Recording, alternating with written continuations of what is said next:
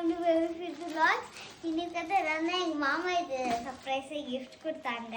வாங்க அன்பாக்ஸ் பண்ணலாம்.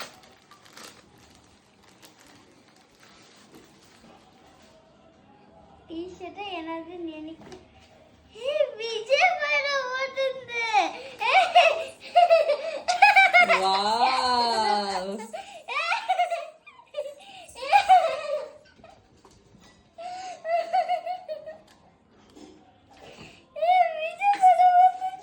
ஷோ